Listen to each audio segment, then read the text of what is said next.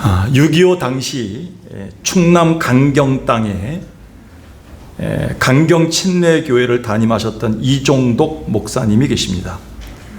조용하던 강경 지방에 어느 날 공산당이 쳐들어오자 마을 사람들은 몹시 두려워했고, 어느 순간부터 마을 사람들은 공산당 군들의 또 눈밖에 나지 않기 위해서 모두 공산주의자처럼 행동하기 시작했습니다. 심지어는 예수 믿는 사람들까지도 자신이 그리스도인임을 나타내지 않고 공산주의자처럼 살았습니다.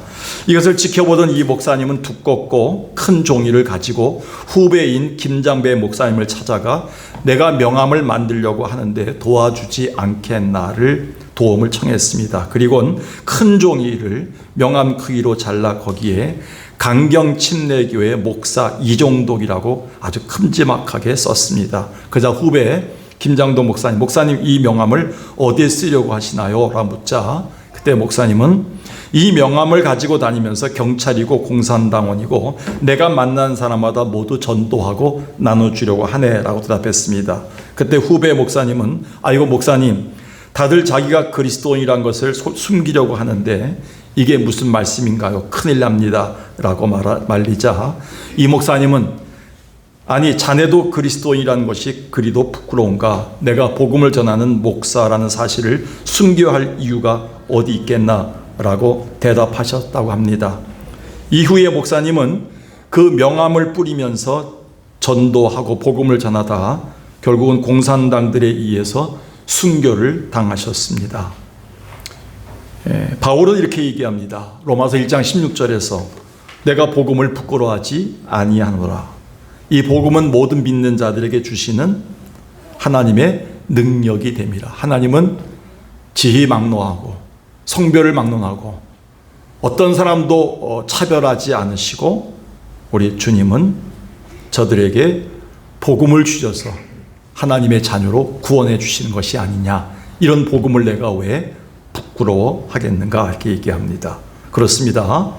이 세상에 사람을 살리고 세상에 빛을 가져다 주는 생명을 갖고 있는 우리 기독교를 우리는 왜 이렇게 거리끼게 하나요? 예수 복음을 드러내는 것을 우리는 왜 자꾸 주저하게 하나요? 그동안 아주 지겹도록 우리를 괴롭혀왔던 코로나 바이러스가 우리 기독교와 그리스도인들의 신앙과 경건 생활마저 흐트러지게 하고 위약하게 만든 것이 아닐까요? 이제라도 우리가 그리스도인의 당당함과 기독교의 위대한 능력을 회복해야 할 때가 아닌가 싶습니다. 따라서 자꾸 땅을 바라보고 한숨 쉬는 시간들을 오늘부터 청산하시고 이제는 하늘을 바라보면서 그것으로부터 오는 생명수를 공급받아 이제 이것이 나를 살리고 가정을 살리고 교회를 살리고 이제 이 세상으로 자연스럽게 흘러나가 생명을 살리는 그 경험을 우리가 해야 될 때라고 생각합니다. 그래서 예일대학의 자로슬라브 펠리칸 박사는 이렇게 얘기했습니다. 지금 우리가 땅만 바라보고 산다면 언젠가는 비관주의자가 되고 우울한 사람이 될 것이다. 반면 하늘을 바라본다면 낙관주의자가 되고 밝은 사람이 될 것이다. 얼마나 지당한 말씀입니까?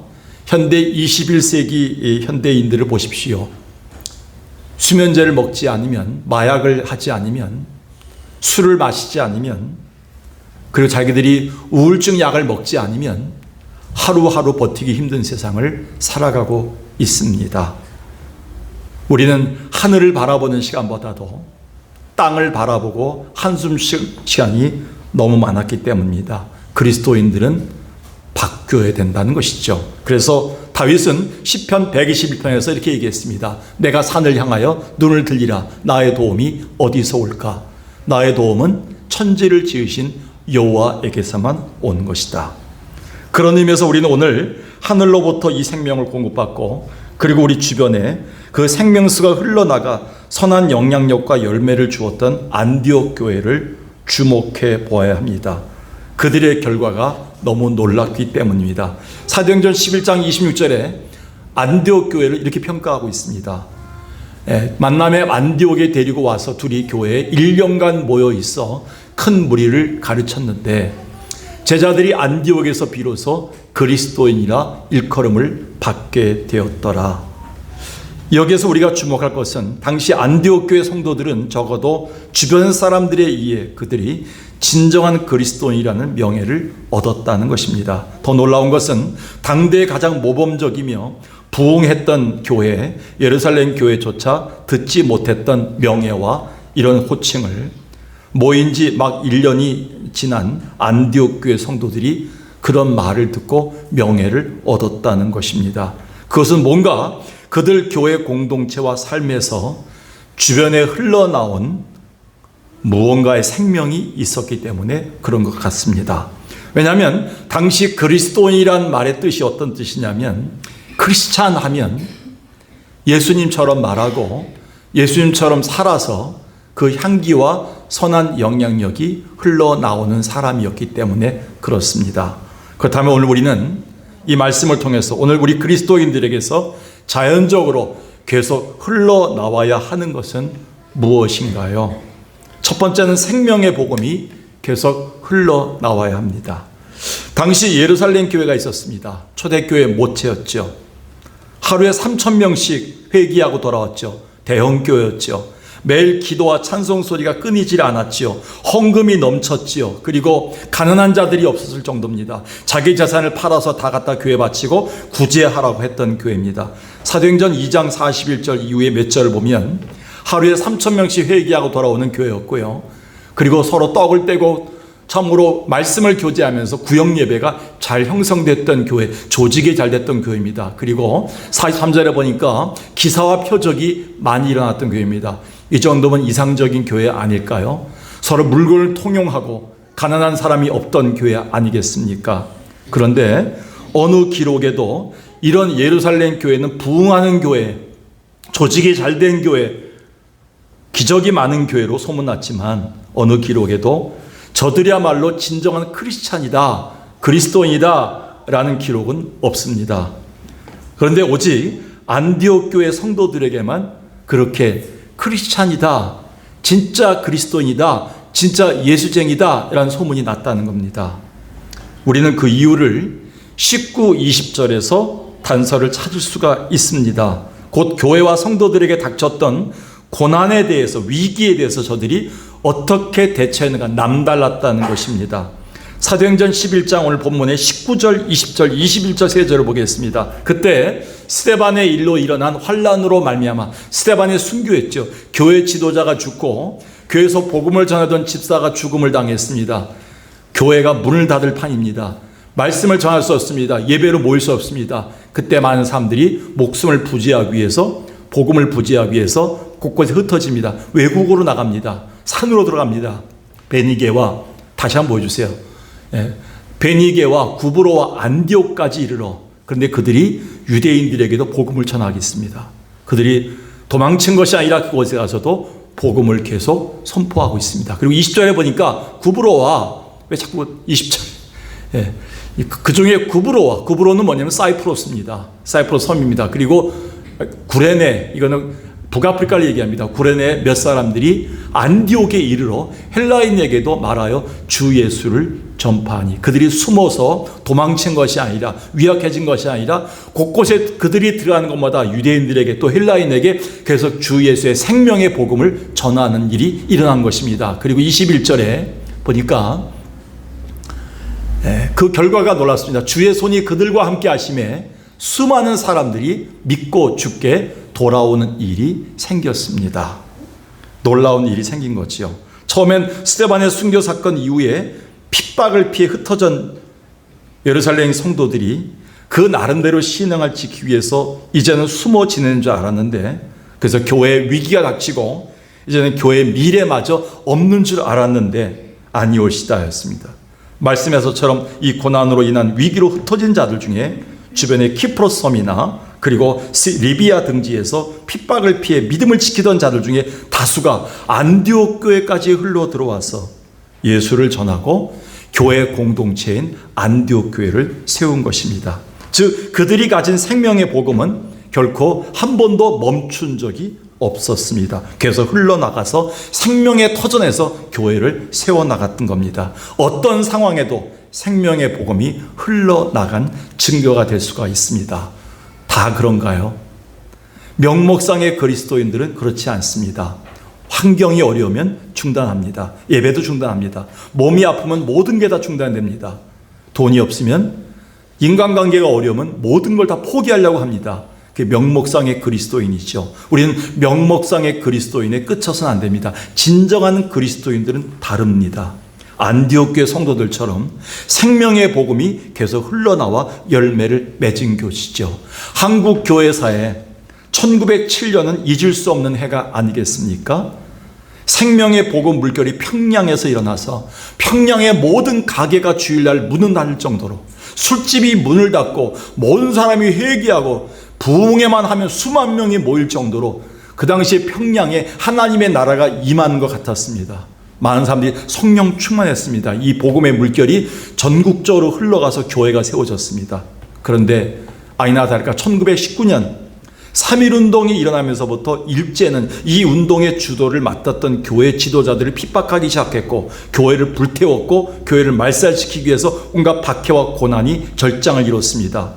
그래서 하나님의 교회 복음, 하나님의 교회 부흥과 복음의 물결이 중단된 것 같았습니다. 근데 아니올시다요.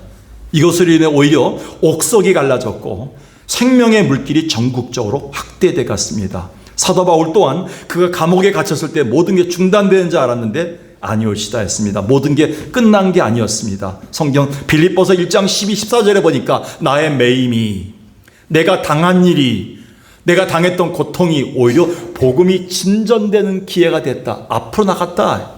나의 매임이 모든 사람들, 복음을 들을 수 없는 사람들까지도 복음을 듣는 계기가 됐다. 그러면서 14절에 형제 중에 다수가 내 매임, 나의 고난 때문에 오히려 더 담대하게 복음을 전하는 자들이 되었다. 결과가 놀랍습니다. 역전의 신앙을 보였다는 것이지요. 안타깝게도 우리가 알다시피 오늘날의 기독교와 우리 그리스도인들은 예상치 못했던 코로나 팬데믹이라는 보병을 만나 많은 교회가 폐쇄됐습니다. 예배까지 멈췄습니다. 다음 세대 교육은 대교회는 차치하고라도 그저 우리에게는 소망일 뿐이었습니다. 그래서 어떤 분들은 이러다가 기독교는 소멸되는 게 아닌가라는 말까지도 했습니다. 과연 그럴까요? 명심하십시오. 기독교 역사 이래로 그 어떤 상황에서도 생명의 복음은 계속 흘러나갔고 그 가운데에서도 놀라운 하나님의 기적은 계속될 것입니다. 이제 우리가 그 은혜를 경험할 차례가 아닐까요? 다만 오늘 그 어떤 상황 속에서도 생명의 복음의 물길이 계속 흘러나가는 여러분과 우리 교회 되기를 주의 이름으로 간절히 축원합니다. 두 번째는요, 사랑과 선행의 물길이 계속 흘러나와야 합니다. 일찍이 예수님은 산상수훈에서 진정한 그리스도인의 모습을 이렇게 말씀하셨습니다. 마태복음 5장 13절, 14절, 16절인데요. 너희는 세상의 소금이니 소금이 그 맛을 잃지 말아야 된다. 그리고 이렇게 얘기합니다. 너희는 세상의 빛이다. 빛이 위에서 비쳐야 되는데 빛을 잃어서는 안 된다. 우리가 소금이 될 것이다, 빛이 될 것이다, 이렇게 미래형으로 얘기한 것이 아니라 이미 우리가 하나님을 믿고 예수 그리스도를 믿는 우리는 이미 우리 안엔 빛과 소금의 요소가 와 있다, 이렇게 얘기하신 겁니다. 그런데 다만 여기서 강조하는 게 뭐냐면 빛을 잃어서는 안 된다, 소금의 짠맛을 잃어서는 안 된다 얘기한 것은 뭐예요? 공급받을 때가 따로 있다는 겁니다. 위로부터 빛을 공급받고 하나님으로부터 짠맛을 말씀과 기도를 통해서 공급받아야지만 그 역할을 할 수 있다, 이렇게 얘기하는 겁니다. 그러면서 16절 이렇게 얘기합니다. 이같이 너희 빛이 사람 앞에 비추게 하여, 다른 말로 얘기하면 너희 짠맛이 썩은 세상에 물들게 해서, 스며들게 해서 드십니다. 그들로 너희 착한 행실을 보고 하늘에 계신 너희 아버지께 영광을 돌리게 하라, 이렇게 얘기합니다. 무슨 뜻인지 아시겠죠? 여러분, 이 말을 잘 명심해야 됩니다. 우리는 이미 세상에서 소금이고 빛으로 하나님을 세우셨는데 우리가 그 맛과 짠맛을 잃게 되면, 빛을 잃게 되면 우리는 스며들지 못한다는 겁니다. 우리 그리스도인들에게서 무엇을 보겠습니까? 교회 화려한 홍보나 프로그램 보겠습니까? 교회 건물을 보겠습니까? 주차장을 보겠습니까? 물론 주차장 때문에 교회 올 수도 있고요. 건물이 좋기 때문에 교회 선택할 수도 있고요. 설교가 괜찮기 때문에 내 마음에 맞기 때문에 올 수 있겠습니다. 근데 그것은 차치하고라도요. 진짜 교회가 흘러나가야 될 것이 뭡니까? 이 교회에 빛과 소금 된 성도들이 착한 행실과 사랑으로 나타나는 것이 자꾸 스며들고 그것이 흘러나오는 것을 보고 교회가 부흥한다는 겁니다. 성경은 그렇게 얘기합니다. 근데 당시에 이 말씀을 받았던 당시에 2000년 전에 제자들과 성도들의 모습이 이런 모습이었나요? 마태복음 5장 첫 번째 보면 5장 4절부터 보니까 주님이 이렇게 얘기합니다. 애통하는 자는 복이 있나니. 그 당시에 예수님 주변에 모여들었던 이 말씀을 들었던 사람들이 애통한 사람들이 많았어요. 뭐 때문에 애통하는지 모르지만 너무 힘든 삶을 살았어요.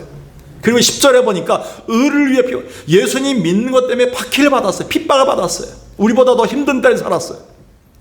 그리고 그 다음 11절에 보니까 예수님 때문에 그들이 욕을 당하고 박해를 받고 그리고 악한 말을 받았어요. 여러분, 예수님 믿는 것 때문에 악한 말을 받습니까? 핍박을 받습니까? 고통을 받습니까? 매를 맞습니까? 근데 2000년 전에 이 말씀을 받았던 사람들이 굉장히 힘든 때를 살았어요. 그럼에도 불구하고 예수님은 착한 행실을 보고 그들이 죽게 돌아올 것이다 이렇게 얘기해요. 그럼에도 사랑과 선한 행실을 보여라 이렇게 얘기하는 거예요. 이런 비슷한 상황에 놓였던 안디옥 교회 성도들은 이 사랑과 선한 행실이 스며들었고 이것이 흘러나왔습니다. 그래서 예루살렘을 비롯한 안디옥 교회 주변 또한 수리아 전역이 큰 흉년으로 극심한 고통을 겪고 있었는데 그곳 그리스도인들에게서 흘러나오는 사랑과 선행은 진정한 그리스도인으로 인정받기에 충분했다는 겁니다. 진정한 전도가 나왔다는 겁니다.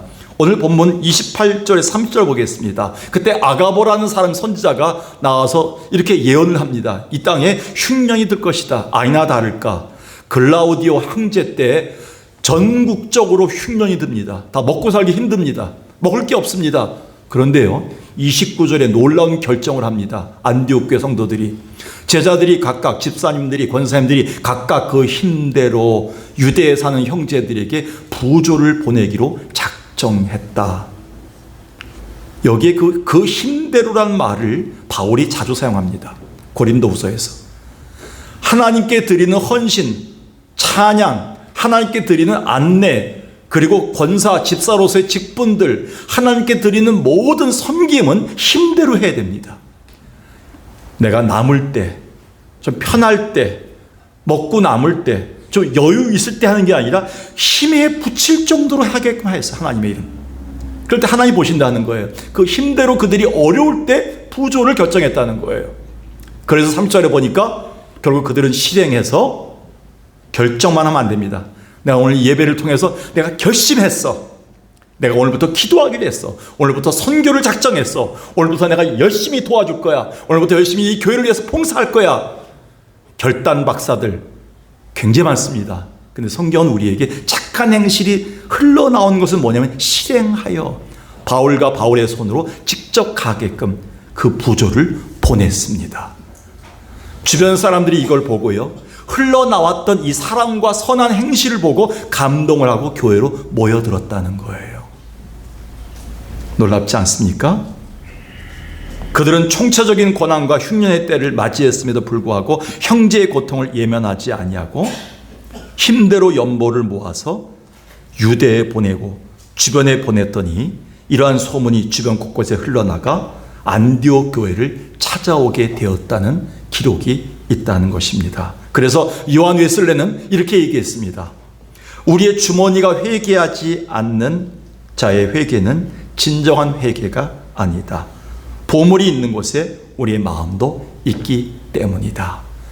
여러분, 오늘 여러분이 어떤 가난한 힘든 자를 위해서 구제를 해보십시오.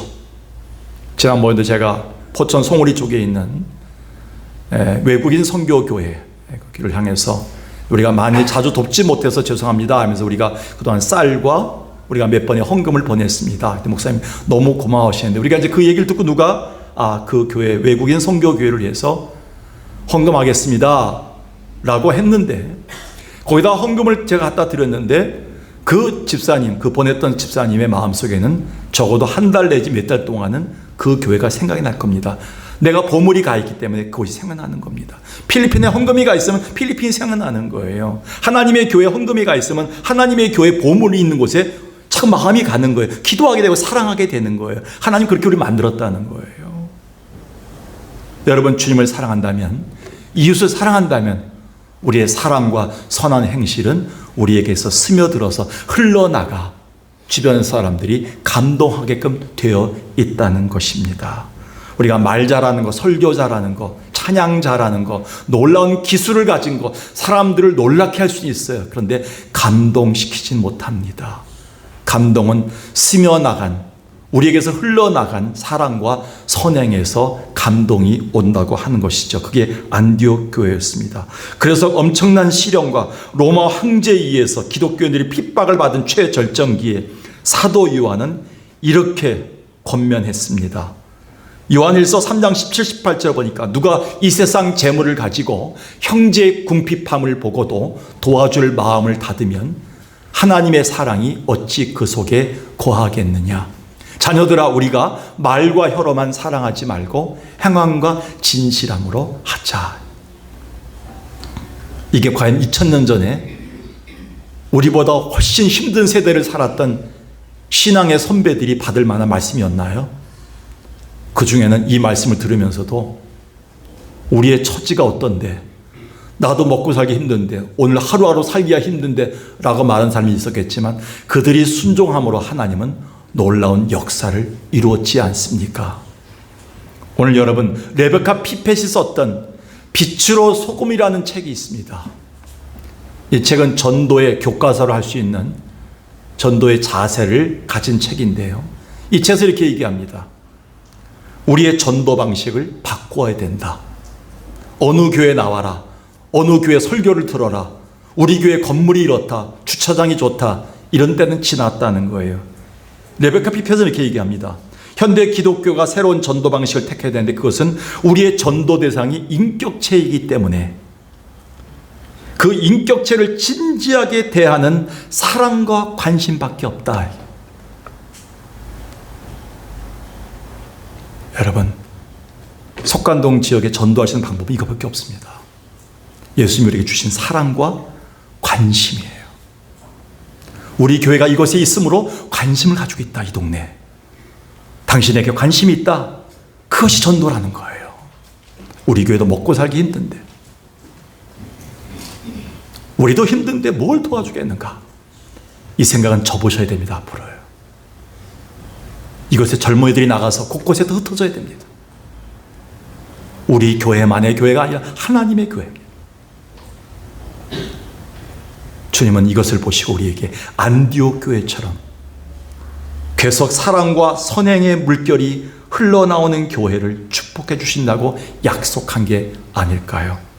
오늘 어떤 상황에서도 사랑과 선행의 물길이 흘러나오는 여러분과 교회 되기를 주의 이름으로 축원합니다. 마지막으로요, 한번 읽어볼까요? 시작. 하나님의 은혜가 계속 흘러나와야 합니다. 사실 안디옥 교회는 사도 바울이나 사도들이나 유명한 지도자들이 세운 교회가 아니었습니다. 앞서 보았듯이 정확하게는 기독교 핍박을 피해서 흩어져 나왔던 성도들이 세운, 평신도들에 의해서 세운 생명의 복음을 전함으로 세웠던 교회입니다. 그래서 그들의 놀라운 부흥 소식은 480여 킬로미터 떨어진 모체였던 예루살렘 교회까지 전해졌습니다. 근데 예루살렘 교회가 이 소식을 듣고요, 반신반의했어요. 어떻게 모인 지 1년밖에 안 되는 교회가 저런 부흥을 일으키고 저런 아름다운 소문이 날까? 그래서 회의를 소집해갖고 한 사람을 보냅니다. 평신도 지도자였던 바나바라는 사람, 위로자였던 바나바라는 사람을 안디옥 지방까지 보내서 그 상황을 파악하게 하러 보냅니다. 그래서 바나바는 그 상황을 파악하기 위해서 안디옥 지방으로 가게 돼서 안디옥 교회 예배에 참석하게 되는데 22절을 보겠습니다. 예루살렘 교회가 그 사람들의 소문을 듣고 바나바를 안디옥까지 보내는데 그가 이르러 하나님의 은혜를 보고 기뻐했다. 이 교회에서 가장 먼저 흘러나오는 그 물이 뭐냐면 사람들이 소리치고 싸우고 분열되고 시기하고 뭐 그런 소식이 아니라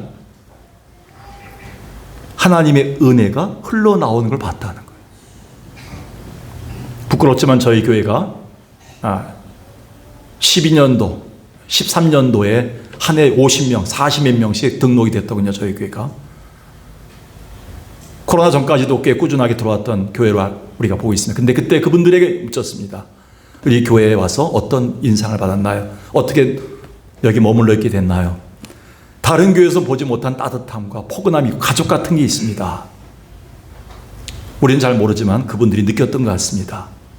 지금도 이런 은혜가 흘러나왔으면 좋겠어요. 하나님의 은혜가 뭡니까? 21절 보겠습니다. 주의 손이 그들과 함께 하시는 모습입니다. 사람이 함께한 사람의 소리, 유명한 목사님, 유명한 건물, 유명한 장로님, 유명한 권사님이 앞장서고 그 사람 두각되는 것이 아니라 하나님의 손길이 나타나는 교회를 봤다는 거예요. 하나님의 은혜, 하나님의 사랑, 하나님의 그 눈물, 하나님의 그 뜨거움, 하나님의 그 포근함을 느꼈다는 거예요.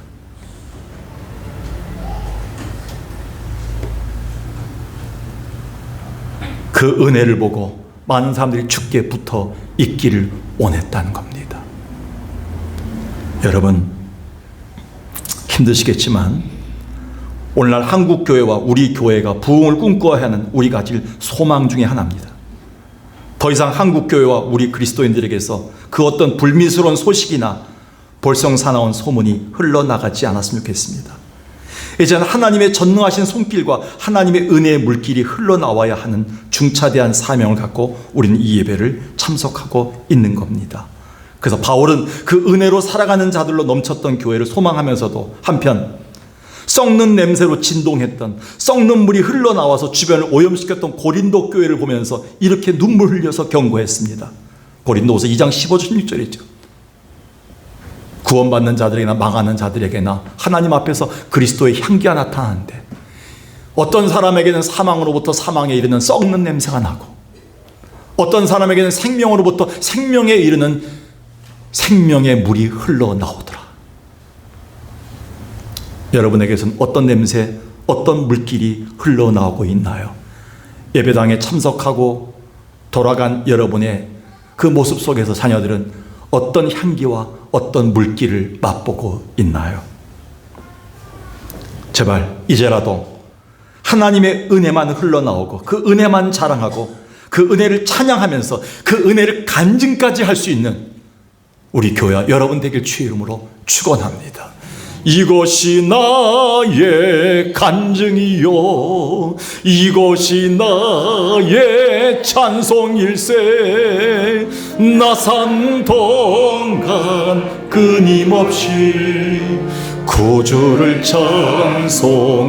찬송하리로다 예수를 나의 구주 삼고 성령과 피로써 거듭나니 이 세상에서 내 영혼이 하늘의 영광 누리도다 이것이 나의 간증이요 이것이 나의 찬송일세 나 사는 동안 끊임없이 구주를 찬송하리로다 1절 3절 보겠습니다. 주 안에 깊은 그림으로 마음의 퐁당이 잔잔하니 세상과 나는 강도 없고 구속한 주만 보이는 이것이 바로 찬송입니다. 이것이 나의 간증이요 이것이 나의 찬송일세 나 사는 동안 끊임없이 구주를 찬송하리로다.